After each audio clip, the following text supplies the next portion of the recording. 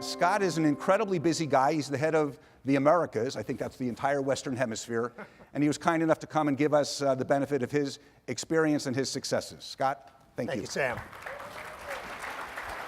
Thank you, everybody. Good morning. It's great to be here. I think Sam knows that one of my very first acts when I joined UBM about a year ago was coming to the ECEF meeting last year. And this, in many ways, was my introduction to the industry. I've been involved with events businesses throughout my career, but a lot of my background is in business-to-business information, consumer media, even the entertainment industry, where events were a component of the work, but weren't the main component. So when I came here last year, I felt right away, first of all, this felt like a real community to me, that there are some incredible people in this room. I know I have a lot to learn from this group, including the rest of the day today, so really excited to be here. And what I thought I would do today is share a little bit from my past experiences, some of the things I've done before, how that has influenced a little bit of my thinking to even join the events industry, and also at UBM, how we're using some of those themes and some of the principles to drive growth in our business.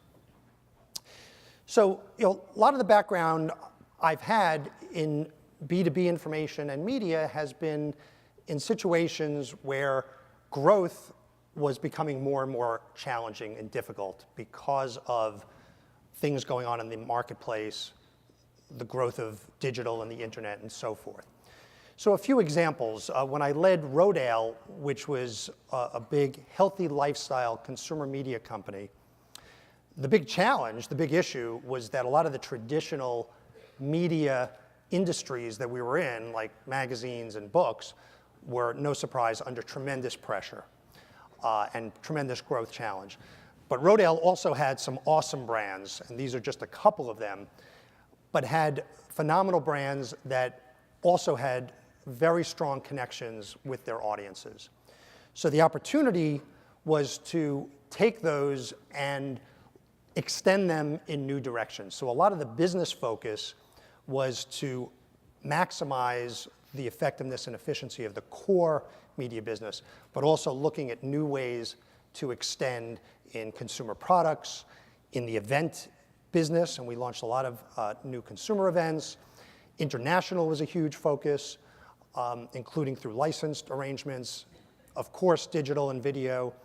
So a lot of the growth has been taking those brands in some new directions. Some other examples that I think are also pretty interesting and relevant to the world of events. When I was at Dow Jones and the Wall Street Journal,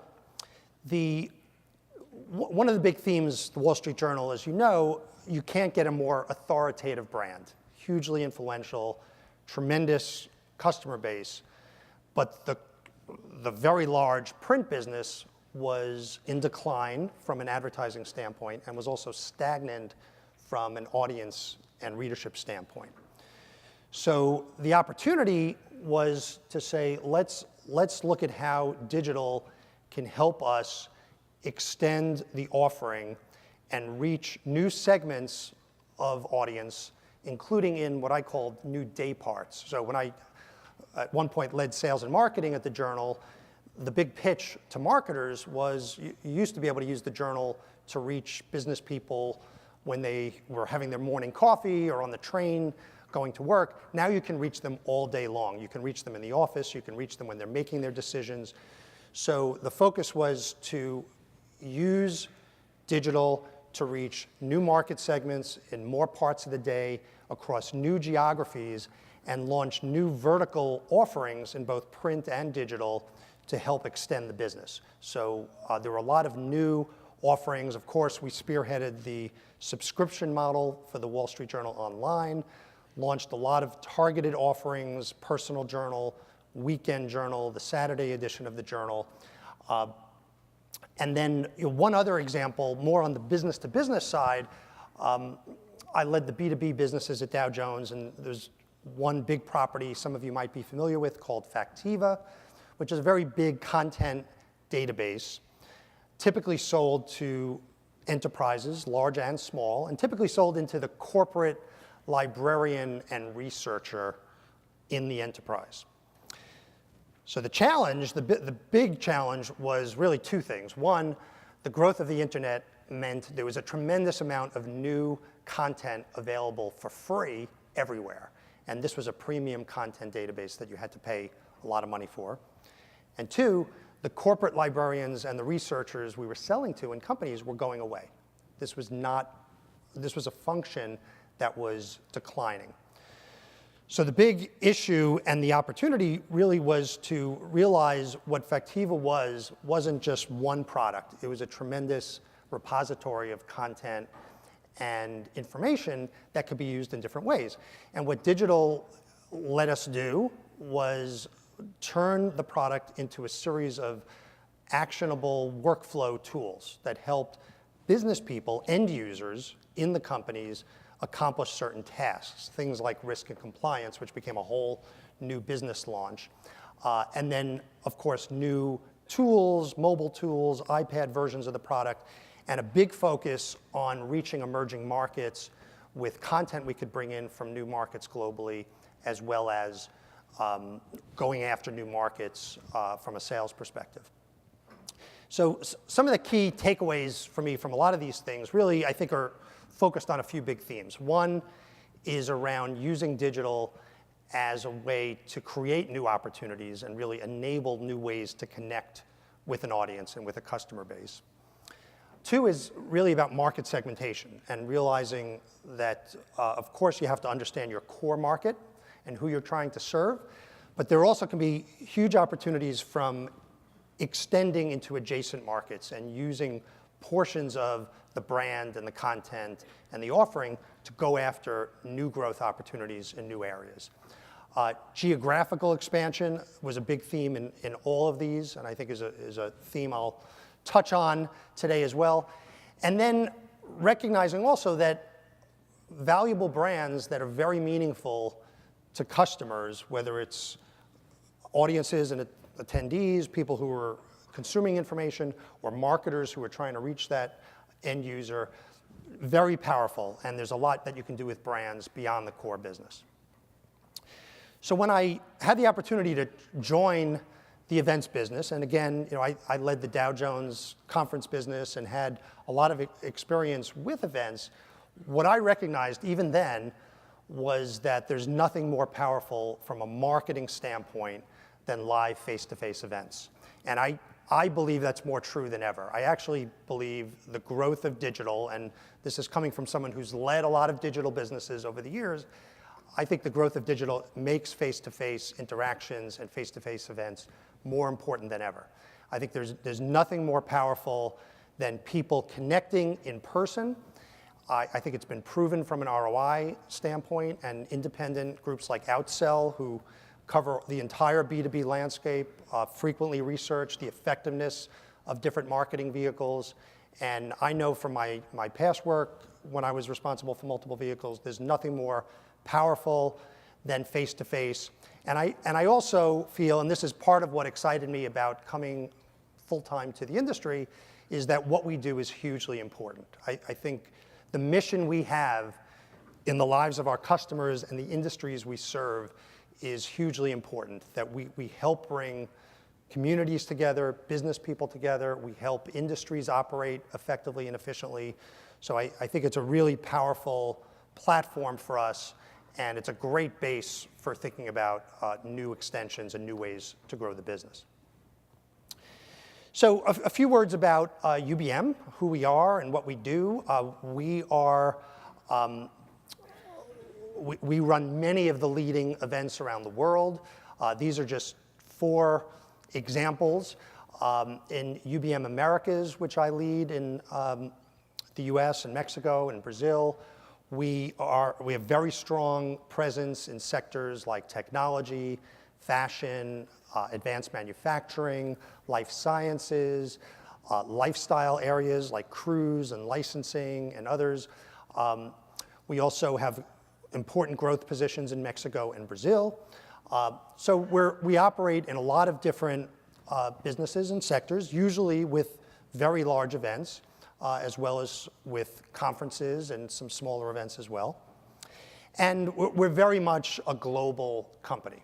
So UBM, in addition to being the largest event organizer in the US, the largest market in the world, we're also the largest organizer in China.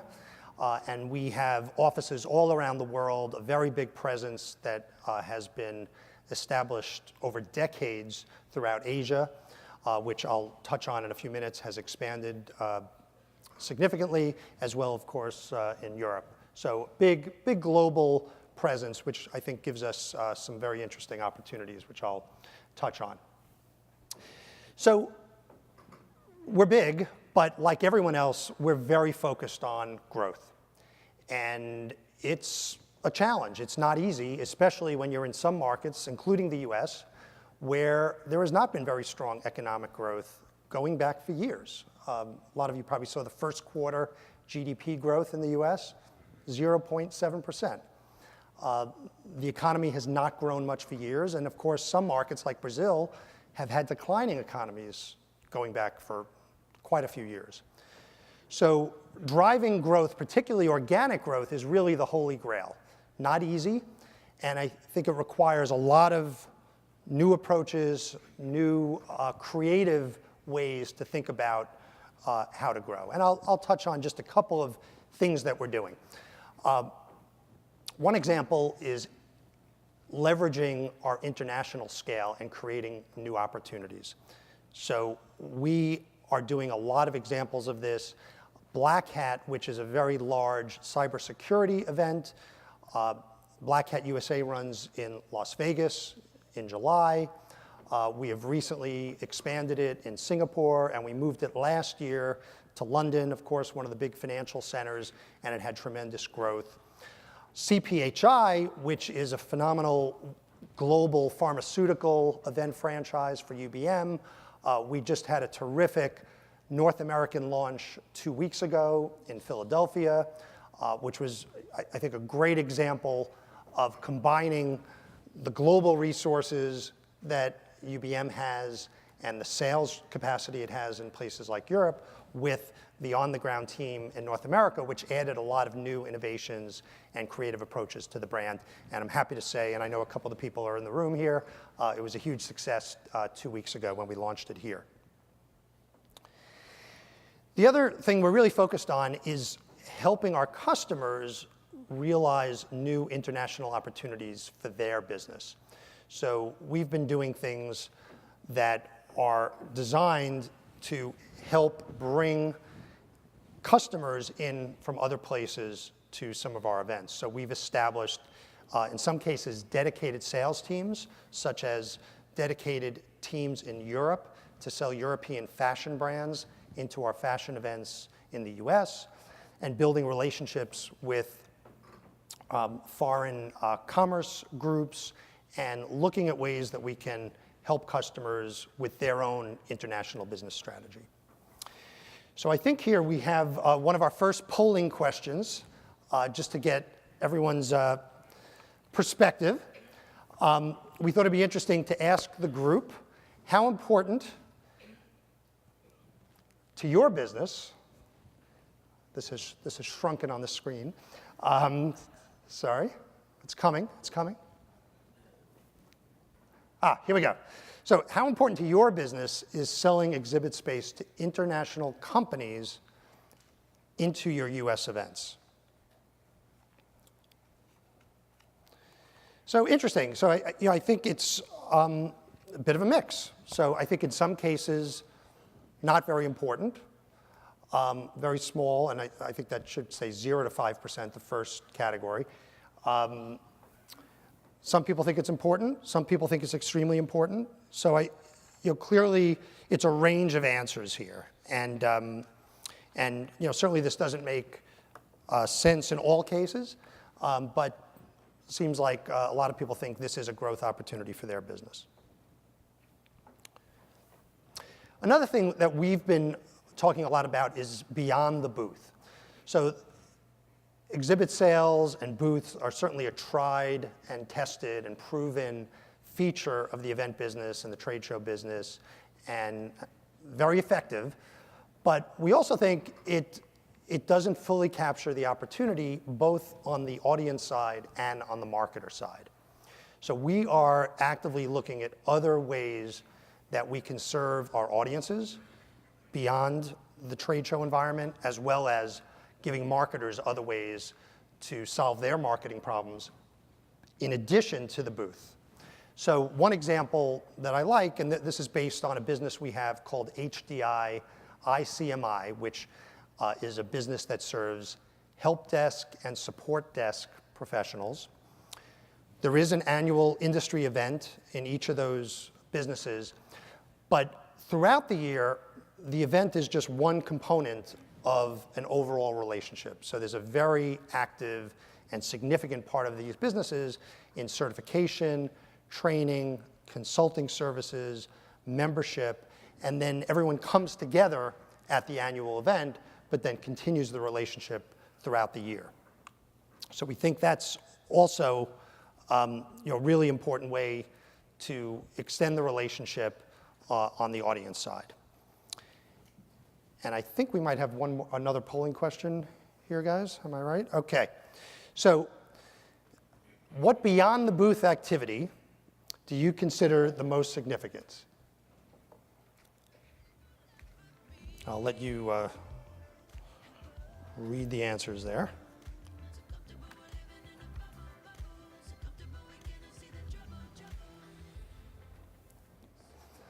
Okay, interesting. So again, pretty wide range of answers.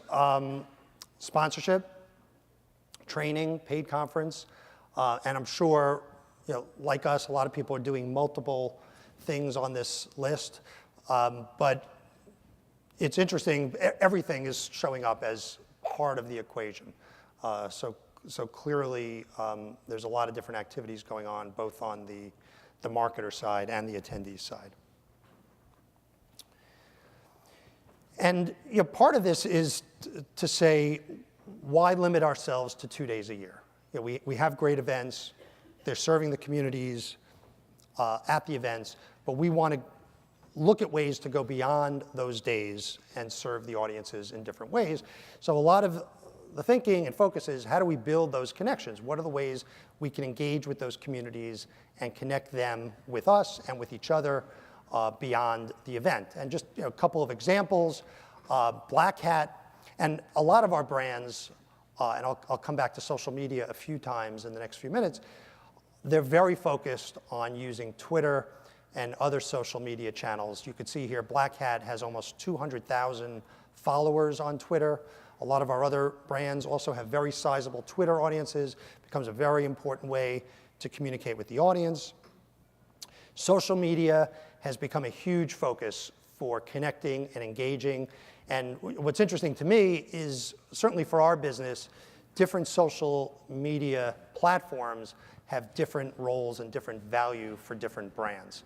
So in our fashion business, Instagram has become huge, Twitter, huge for a lot of our tech brands. And what's also interesting is every week I'm hearing of a new way some of our teams are using social media. So last week, one of our sales managers was telling me that she has her sales team spend an hour a day prospecting using social media and direct messaging people and engaging with their communities and developing prospects that we're putting into our CRM based strictly on social media interactions. So I think there's a lot of potential here. The other thing that's certainly a big part of our business is media. And we are certainly an events first company, but we have a number of media vehicles that are connecting with our audiences throughout the day with terrific content, as well as, of course, these serve as great marketing vehicles for our events. So one example, Enterprise Connect, which is the event focused on enterprise communications. No Jitter is the digital media property that that community pays attention to throughout the year. And we have a lot of other examples, Information Week in the tech space, Dark Reading, which is focused on cybersecurity, and quite a few others in fashion and other areas as well. Last week, I was at our licensing event in Las Vegas, which is huge, tremendously successful event. License Global is the magazine as well as the media platform, digital platform that's part of it. It was quoted last week in the New York Times as a source for trends on the licensing industry and is viewed as kind of that critical authoritative source in the industry for people to understand key trends. So we think this is a really powerful combination in a lot of our spaces where there's a media property, an event, very much aligned, working together, and I'm convinced it helps the media properties too. This is not just about supporting the event. Of course, new names, new audience that we can use to market events to is wonderful, but as we've more closely aligned the events and the media are performing better as well because the events are also a great marketing vehicle for the media properties. So, a lot of new things, creative things, but a lot of organic growth for us is also all the day-to-day things you do to improve the business. Marketing, sales, brand building, and so forth. And I'll touch on a few things. One thing I wanted to show you, we're putting a lot more focus on PR, external communications, and just good old brand building. And we love the trade media, the media that focuses on our industry. I know some of you are in the room, but we also are spending a lot of time on the general media as well. And over the past year, you may have seen articles in USA Today on Black Hat, or this video, which I'll show you now, which was on a nationally syndicated television show.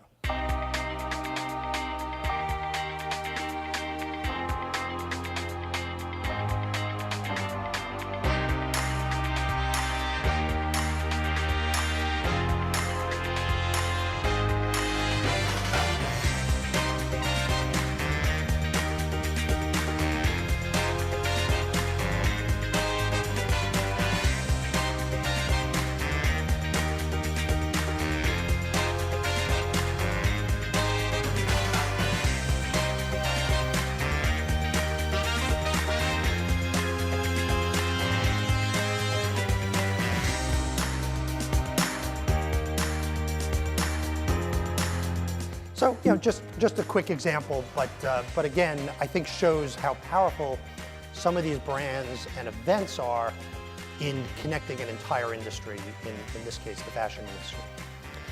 The other thing that we're really focused on, and it's a theme that I'm really focused on and excited about, is what I call pivoting to growth segments. And I don't mean this in the venture capital sense where they take a startup and pivot it to a totally different business model.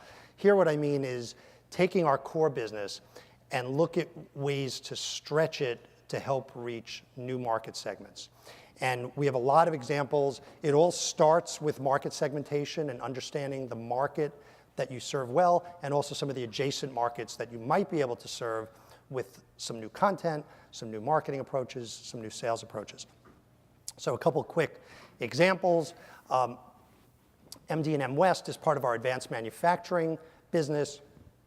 The big exciting growth story there is we have identified a lot of growth sectors within manufacturing, such as 3D printing and robotics and sensors and batteries and a lot of other sectors. And that's where a lot of the growth focus has been in terms of content, sales, and marketing. And we've had great growth in many new exhibitors at the event. Another way of pivoting is focusing on different parts of the value chain in our industry. So our sourcing business within fashion has been growing very well, and that is kind of up the value chain where it connects the manufacturers and contract manufacturers with brands in the fashion business, and that's been a great growth sector for us. New technology and creating new spin-off events. So we have an event called GDC, which is Game Developers Conference in the video game industry. We've recently launched VRDC, Virtual Reality Developers Conference. Seems like a natural, and now it's a standalone event, which is doing very well. And another example is just looking at growth categories where we know there's an opportunity to serve them, even though it hasn't been a traditional focus of the event. And a great example, a couple months ago at our cruise event, the team launched a new safety and security area in an entire new part of the exhibition space, which had been kind of underutilized in the past. And again, new content, new speakers, new marketing focus, dedicated sales effort, and we attracted dozens of new exhibitors in the safety and security space, which is an important topic area in the cruise industry. Sales and marketing, there are so many things going on. I think the key message here is that there's a lot of innovation going on. A lot of it's around digital marketing and search engine marketing and retargeting and also a lot of new sales approaches. And a big part of our focus is to connect all the best practices, all the different things, great things that are going on throughout our business and do them in a more coherent way, integrated way, and sharing some of those ideas. But there's a lot of energy around new approaches in sales and marketing. And part of the reason is the face of business has really changed. I think there's kind of a traditional business person that is less and less of a focus. And if you look at how millennials get their information, how they interact with the world, we need to reach them in different ways. We need to think of them in new ways. And they are not looking at the usual old channels. So there's a lot of change because we know the future of the customer has really changed. On the technology side, and I know Sam asked a question a few minutes ago on technology, we are doing a combination of some proprietary technology tools that we've developed in-house, as well as using some third-party tools, because we want to get best in breed as well. Just a few of my favorite examples, we have something we call Supplier Finder, which was developed in-house by our tech team. It helps attendees find exhibitors and products that they want to look at events, and we find this really important because at very large events, sometimes it's very difficult to find what you're looking for. So this helps people navigate through the space. It helps them connect with each other. And it's also a great sales tool because if people are looking for categories of products and not finding them because they're not there, that's the next sales call we're going to make to tell potential exhibitors, hey, people were looking for you when you weren't there. Mobile tools, and we're doing a lot of new things and a lot of experimentation, but the idea is that we want to make this much more personal and make it more like consumer mobile tools for how people connect with each other. Think the Tinder for event connections, and that's the kind of thing that we're moving towards. And then one more proprietary thing we have, it's called Touchpad, which is basically a large touch screen we use at most of our events now, and it's basically a tool for exhibitors to rebook and choose their booth and see how the floor is developing for next year. So it's a great tool for our sales team. It connects to our own systems, and it kind of makes it fun and interesting and interactive, and we think it's a really effective way to use technology. So I think we may have one more polling question. Here we go. Which best describes your view on developing and using technology at your events? And this really touches on how you're using technology and whether you're doing it outside, inside, mix, and so forth.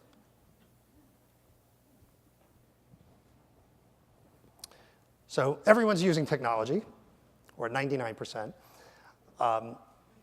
And looks like a lot of outside vendors and services being used, and also some people using a mix of internal and external.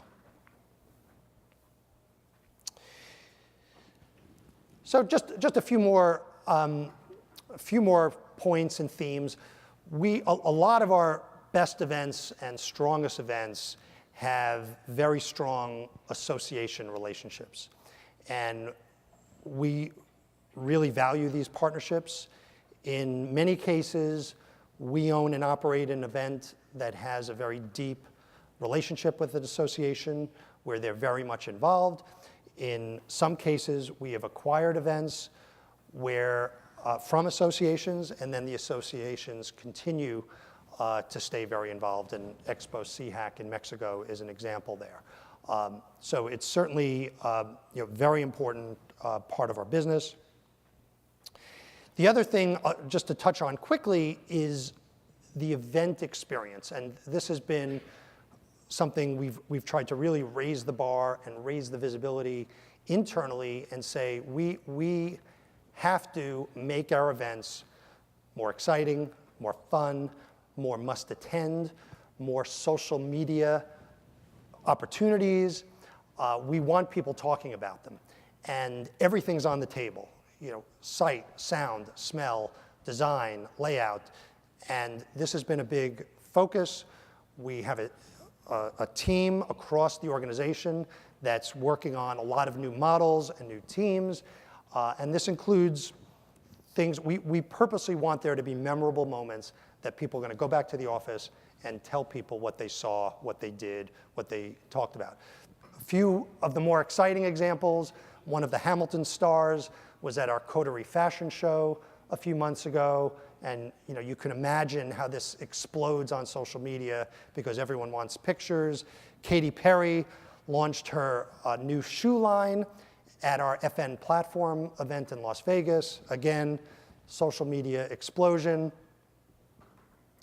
Justin Timberlake was at our licensing expo at the DreamWorks event. That's the head of DreamWorks Consumer Products next to him, in case you're wondering. But again, everyone's going to go back to the office and say, I saw Justin Timberlake, or I was part of this incredible presentation about the upcoming DreamWorks movies, or whatever it is.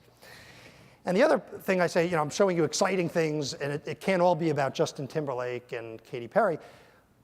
Some of the best moments are really simple. And one of our teams, Interop, which is an IT event, and we just relaunched it as Interop ITX a couple weeks ago, did a really great job at coming up with simple ways to just connect people to each other, communities and sub-communities to each other. And sometimes it's just having a coffee room with some signs up about where people could meet, or just facilitating connections in really simple, low-tech, but powerful ways. So as we talk about, sometimes, yes, celebrities can be great, but also sometimes the simpler things can be really powerful. And again, a whole range of things that you can do. And then lastly, just want to talk about bolt-on acquisitions. I've been talking mostly about organic growth. We're still very much focused on bolt-on acquisitions, and we view these as part of our strategy as we continue to drive organic growth. In many cases, we love long-term partnerships where sometimes entrepreneurs build a business, start a business, want to sell a business, and don't want to stay involved, and we understand that.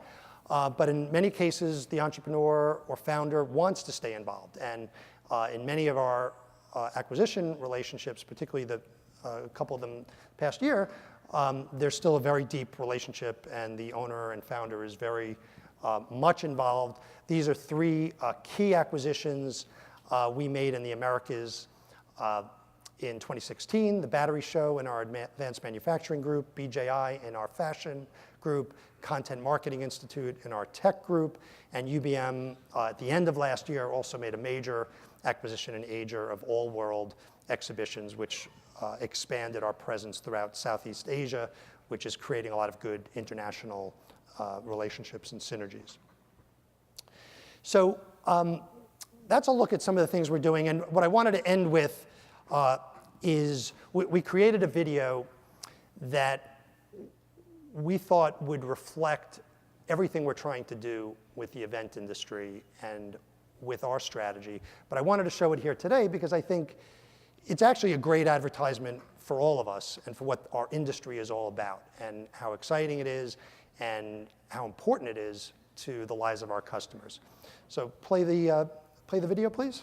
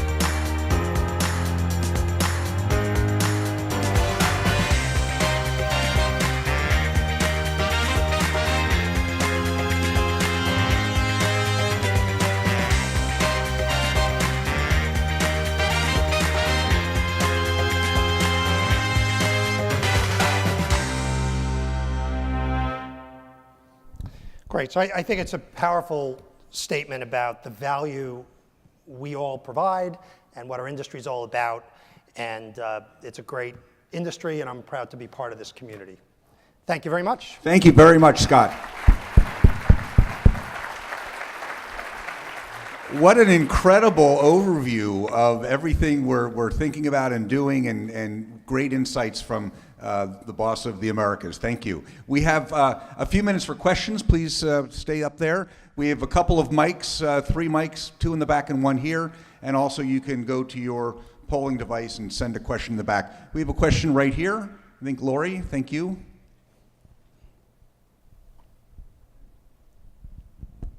Hello, Lori Anderson, International Sign Expo.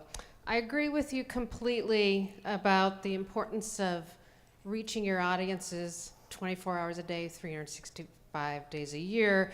It's a blessing and a curse, however. How does UBM leverage content to cut through the noise in order to combat digital fatigue 365 days of the year? And if I may add, especially when you don't have a budget for Katy Perry or JT. Yeah, no, it's a great question. And certainly our editorial teams and content teams do not have massive resources or massive teams, to be frank. So I think part of the way you do it, and I think it's true for a lot of media companies as well as in our business, is you use the user community as part of the way you generate the content. So one of the things that we're doing, video, for example, so our game developers event, which I touched on, has a video channel on YouTube.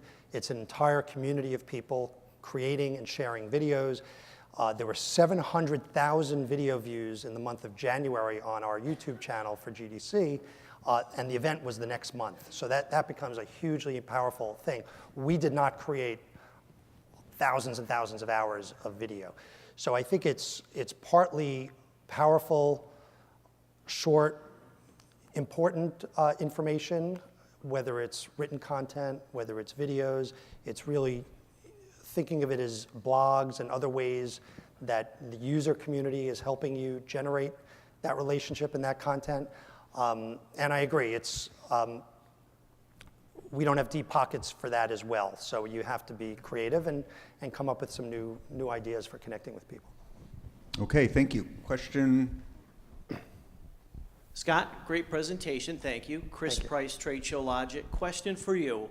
All of us are trying to create the attendee experience to make sure we attract them and develop the best net promoters. What's the best way to do that, or the trending way you're seeing that today? Yeah, so certainly we're hugely focused on, first of all, getting the right people at our events. And I think we always, all of us probably worry about number of attendees, number of people who come, and that's certainly very important. But we're very focused on getting the right people. We do a lot of measurement of net promoter scores on the attendee side as well as the exhibitor side. So we're very systematic in measuring and tracking satisfaction levels and net promoter score levels on the attendee side, the exhibitor side, and we use that as part of our event planning process in terms of developing the strategy. So it's a huge focus, and it's got to be measured, and like I was talking about, we're trying a lot of new innovative ways to get the right people at the events. All right, I think we have time for one more question. I better let Ellen do that.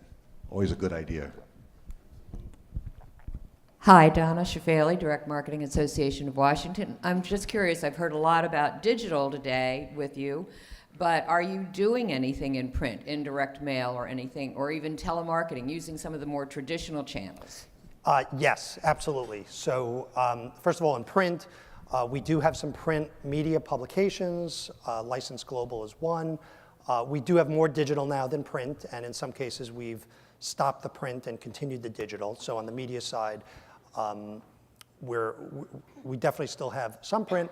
And I would say yes, so we certainly still do direct mail, but a lot of The increased focus is on the digital side, and I will say telemarketing has something. We've gotten some great results recently from some refocused, rethought about telemarketing. So I absolutely believe that can be an important channel as well, and it still is. So yeah, I did not mean to suggest some of the tried and true methods that have worked before are no longer part of the equation.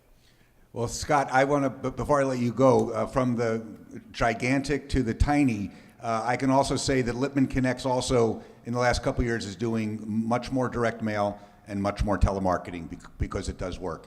And now, actually, we do need to move on. Scott, you did a wonderful job. Thank you so much for kicking off 2017 ECEF as a keynoter.